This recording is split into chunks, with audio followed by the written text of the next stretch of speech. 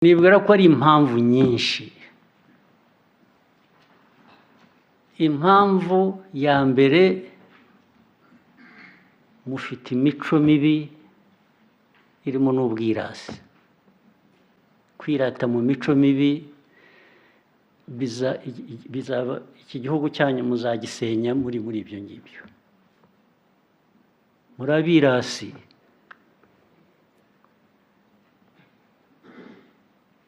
Kandi mwiratana ubusa.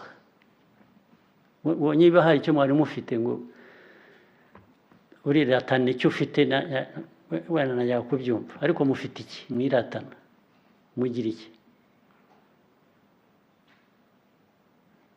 Abicaye inyuma hariya mumbwire mwiratana ibiki, mufite ibiki natwe ngo tubirebe tumenye. Wenda ni mwebwe mbaza inyuma hariya mumbwire ntawe ushaka kugira icyo avuga.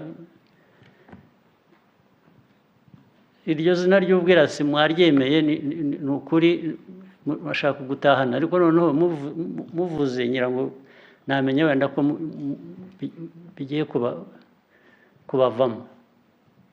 Mwiratana iki? Abayobozi muri hano mwiratana iki n'aya makosa musubiramo buri munsi? Mwebwe muganira babiri, muhaguruke mumbwire icyo mwiratana. Mwebwe babiri, madamu n'undi, muhaguruke mumbwire mwiratana iki, mugira iki?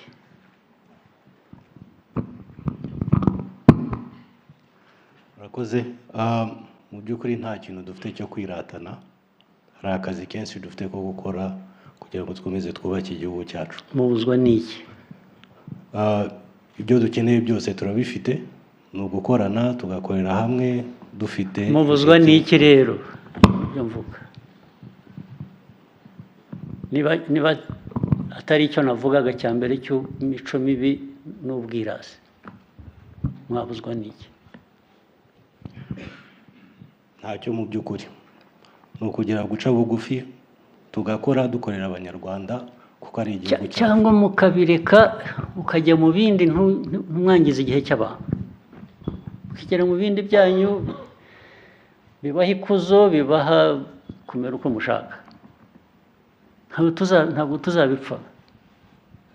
Ariko niba mwemeye kugira ngo mugiye mu nzego z'ubuyobozi, mugiye nta kuntu mwahunga kugira ngo mukore ibintu uko bikwiye kuba bikorwa. Ntabwo bishoboka.